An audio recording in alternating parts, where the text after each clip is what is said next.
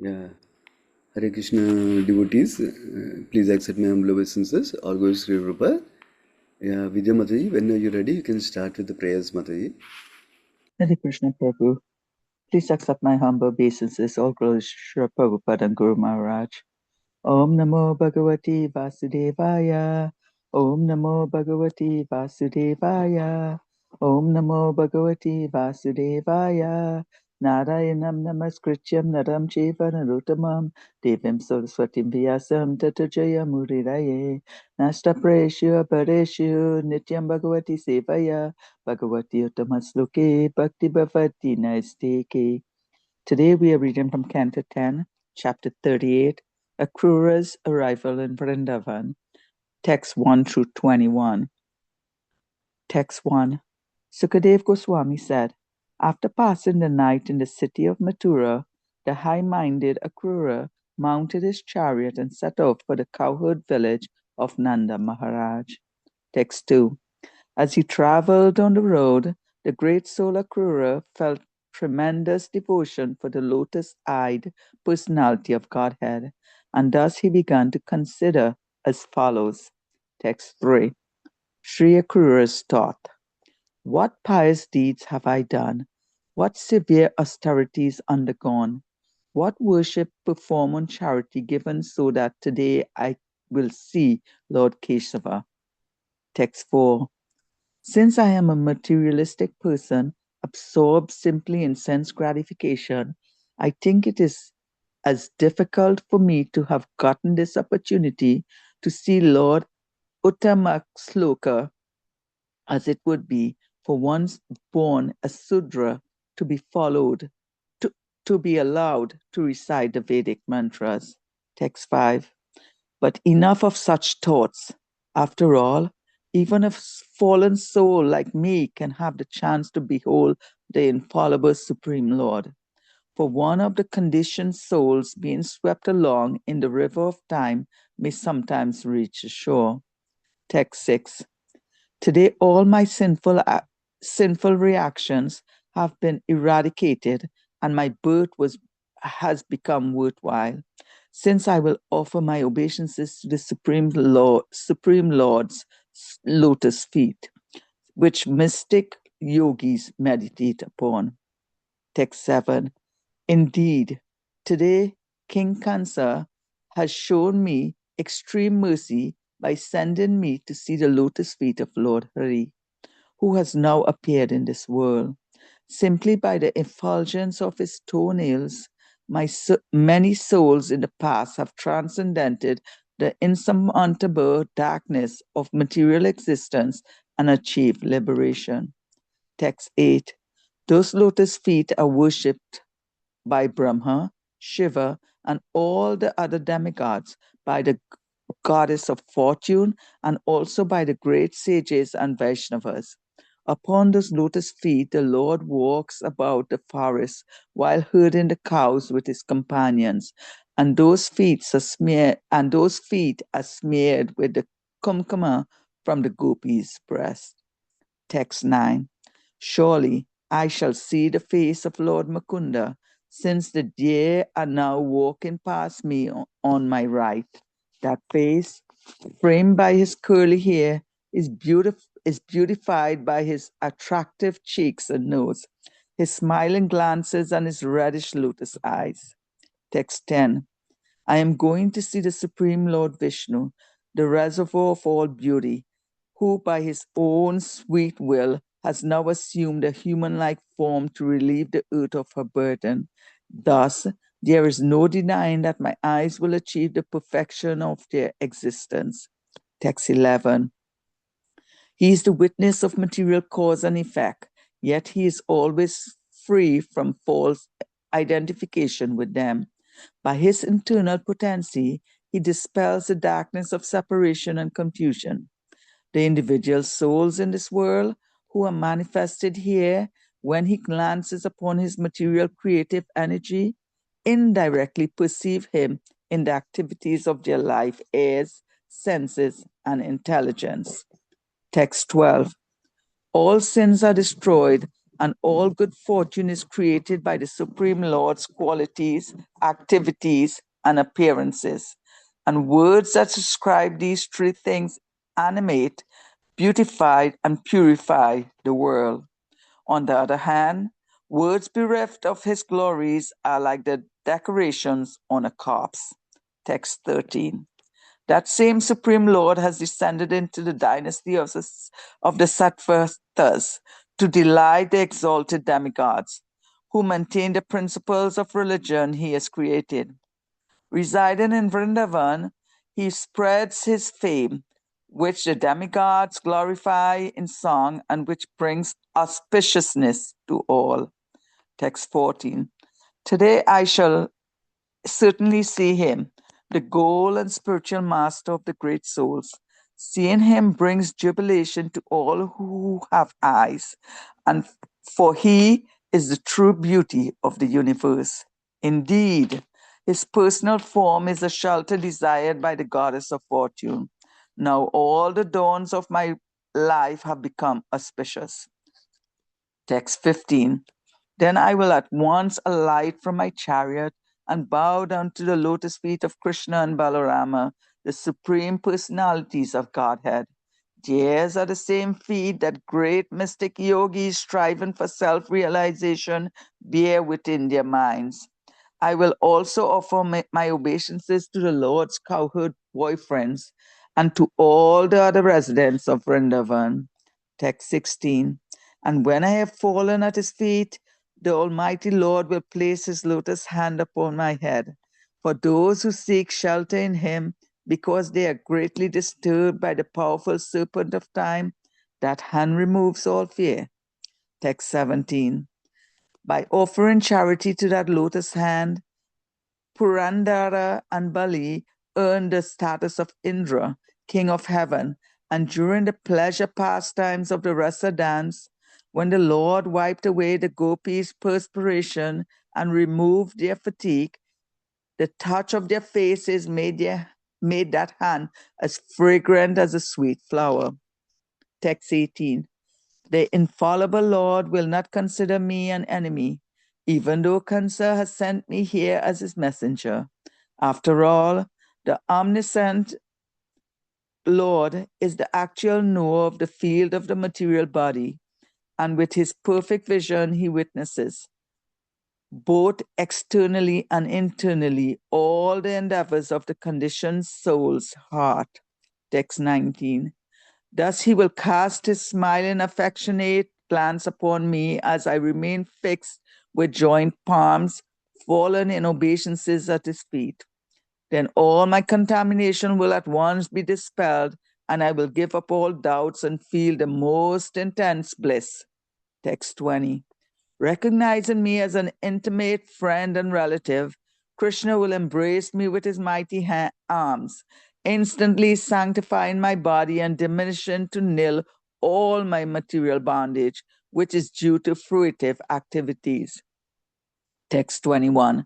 Having been embraced by the all-famous Lord Krishna, I will humbly stand before him with bowed head and joined palms, and he will address me, my dear Krura. At that very moment, my life's purpose will be fulfilled.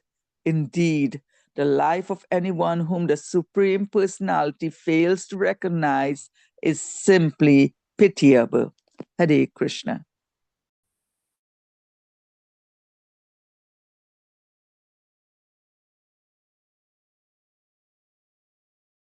Oh, thank you so much, Vidya Mataji, for reading the translations. It is helpful when we hear this translation reading, so we get a full overview. So the speaker can focus on most important aspects of the section we're reading. I think Ras Raseshwari Mataji, Hare Krishna Mataji, please accept my humble obeisances.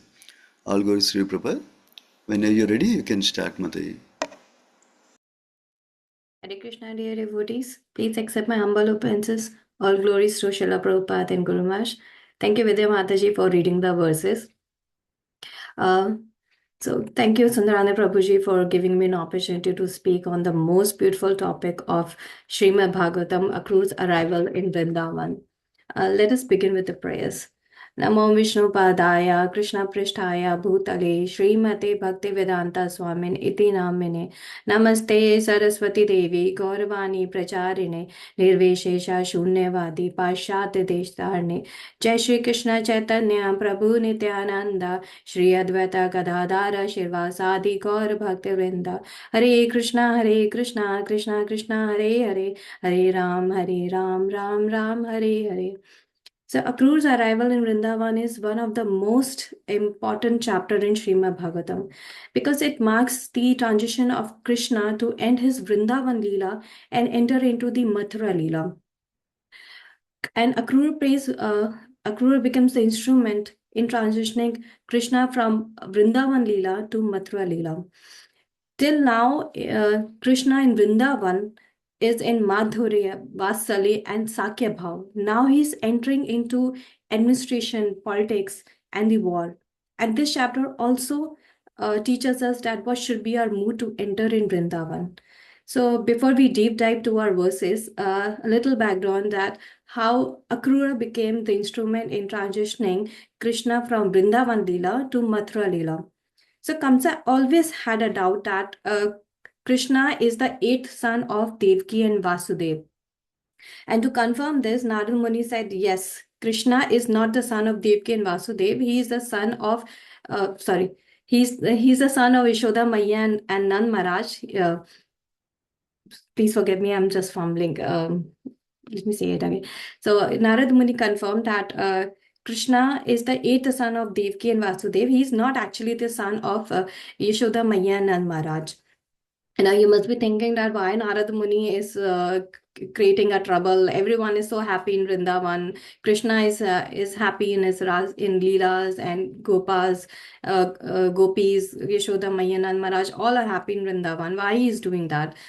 He's because he's the devotee of Krishna and he want to expedite the things. And also they're saying जब तक पाप का घड़ा भरेगा नहीं तब तक भगवान कैसे आएंगे? So until the vessel, Kamsa's vessel of sin will not break, how will Krishna come?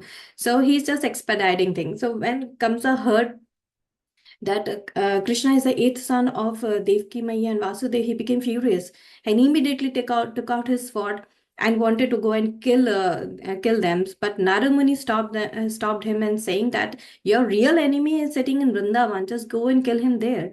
But Kamsa thought that Krishna, till now, whatever demons I have sent to Vrindavan, Krishna has killed all of them. So Krishna has a home ground advantage. So because everyone is lying in their own house, so he has a home ground advantage. This time, let me have the home ground advantage. I will bring Krishna to Mathura, and I will in the meantime I will make plans and kill him. So he called Akrura and he instructs him to go and bring Krishna to Mathura, and he explains that how he's going to kill and what are his plans. And in the meantime, he was explaining his plans to Akrura. He has already sent two demons, Vyumasura and Keshi, which were already killed by Krishna. Now, dear devotees, Akrura is all set to start his journey. But before he starts his journey, Akrura has a thought that will I bring Krishna, who is the supreme personality of Godhead, in these used chariots, these old chariots? So Paramatma is sitting in everyone's heart. So Kamsa got inspiration, and he gave his newly built chariot made of gold to Akrura and said to bring Krishna in this chariot. So now he's ready to start his journey to Vrindavan. So let us all write Akrura's Manorath, the chariot of mind fully absorbed in Krishna on his way to Vrindavan, and that should be our mood to enter into Vrindavan. Prabhupada has given a very strong statement that you cannot buy the ticket of Vrindavan until you have the mood. You have to have the mood of Akrura. We may enter Vrindavan physically, but Dham will not reveal itself. You will see Govardhan, all temples and all the places where Krishna has done his pastimes, but Dham will not reveal himself. You will not feel the bhav in Vrindavan. Also, there are different commentaries on why Akrura has not immediately started for Vrindavan when he received the instructions. So Sanatan Goswami writes that it's not possible for Akrura to have darshan in the night because Krishna must be busy in his leelas, and also Akrura has never been to Nandagaon, so the place is new to him, the road is new to him. At that time, everything was jungle, right? We have now, we have proper roads, the signals are there, the signboards are there, we have GPS to guide us our way to our destination. At that time, it was not at that time possible. And Vishwanath Chakravarti Thakur writes that it was also the day of Ekadashi. So Karura spent all his night chanting Krishna's name and started his journey in the morning. Now, between the distance between Vrindavan and Mathura is only like 30-40 minutes. But Vishwanath Chakravarti Thakur writes that he reached Vrindavan by the evening. Why he took several hours?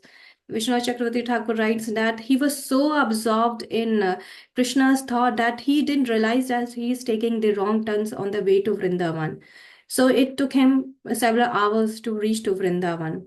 Akrura is called Mahamati because his mind is completely absorbed in Krishna's Rup, Gun, and Leelas. It also says Gachan Pati Mahabhago. So Akrura received Lord's mercy. Anyone who receives Lord's mercy is extremely fortunate. When God accepts someone as his own, the thoughts, the desire, the attachment to stay in this material world goes away. So now Akrura is overwhelmed. He's overwhelmed with his emotions. He thinks that today I will see Lord. Today I will have the darshan of Lord. Who is the source of Brahmaji and Shivji, who has just killed Vyamasur and Keshi, the two demons, whose hairs, he's Lord Keshav, whose hair is so attractive that just by taking the darshan of his hair, the living entities surrender him completely. The life changes of everyone, the living entities, get the fortune to attain Krishna. But then Akrura is thinking that what pious did I did in my entire life that I'm getting this fortune to have the darshan of Krishna. I have my entire life went in serving Kamsa, that demon, that cruel demon who has imprisoned Devki Maya and Vasudev, who has killed their 7 children, and entire life Kamsa has been sending the demons to Vrindavan just to kill Krishna, and I'm serving that demonic Kamsa. What good deed did I do? Try to recall also, I'm not able to recall that what good deed did I do. He's thinking that I have never chanted Lord's name. I have never sung his glories. I have never offered any praise to Krishna. Even Vrindavan is not very far from Mathura, and I have never ever thought of visiting to visit Vrindavan and have darshan of Krishna. So what good did I do? Did I do? He's even also thinking that I have never ever served any sadhu also, that by their mercy I will be able to see Krishna. So Shri Rajiv, sorry. So if you, I was hearing Guru Maharaj's lecture. Guru Maharaj was mentioned that if you want to attain Krishna, you must serve sadhu, because when they get pleased by their blessings, we will be able to attain Krishna. Just like we have recently in Adi Gadar Prabhu's lecture, we heard about Sakshi Gopal pastime, wherein a young Brahman have served the old Brahman, and he didn't do for his own pleasure. He wanted to please Krishna. That's why he served the old Brahman, and old Brahman got pleased, and by his mercy, Gopal was ready to come to Vidyanagar and to witness his and to testify his testimony. So by the mercy of Brahman and Sadhu, we will be able to attain Krishna. So Akrura is thinking, I did not do anything good I didn't do anything good. So how come I am so fortunate that I will be able to take darshan of Krishna? Now Akrura is thinking he might not give me darshan because I'm very sinful. Then he's again having a thought, nahi, no. He's Achyuta, he's very merciful. I will be able to have the darshan of Krishna. Then he's recalling Krishna's pastime that that Putna had no qualification. She didn't do any sadhana. She never chanted Krishna's name. She never offered any praise, and she got a fortune to have darshan of Krishna, and she got a fortune to breastfeed Krishna. And the moment when at that moment for moment she became mother of Krishna, and she was able to attain Krishna, and she got liberated. So we have seen that we never know that when and where and how, under what circumstances and under what situation Krishna will become merciful to us. Srila Jeev Goswami writes that people who have done no sadhana, just by staying in Vrindavan, have attained Krishna. There is one story that one time there was a man who while dying, his body fell on tulsi plant, and Yamraj instructed the Yamdutas to go and bring the soul of that person, but they couldn't touch that his soul, because he was lying, or his body was lying on the tulsi plant. So we never know that when and where and how Krishna will become so merciful, and we will attain his lotus feet. So here, Guru, and so we have also seen the example of Ajamil in Chaitanya Charitamrita. That do you think that Ajamil was qualified enough to attain Krishna the way he lived his own life? But just chanting, not even chanting, just by calling his son Narayan, Vishnu Dutas came and served him. So Krishna is very merciful.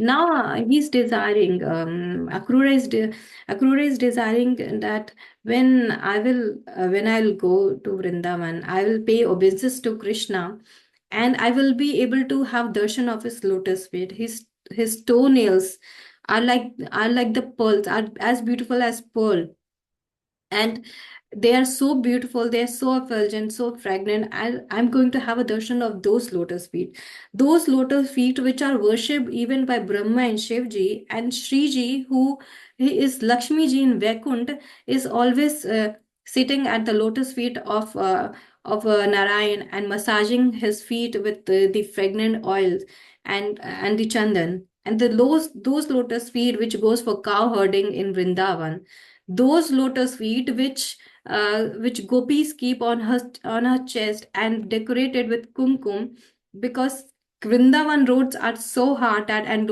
Krishna's lotus feet are so soft.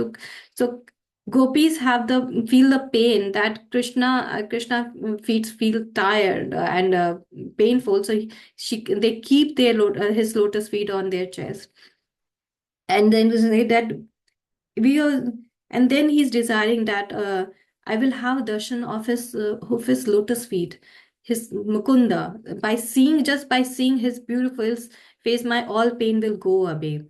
And he's saying, Krura is saying that his face is so beautiful. He has a curly hair, he has attractive cheeks and nose, and his eyes are just like the lotus.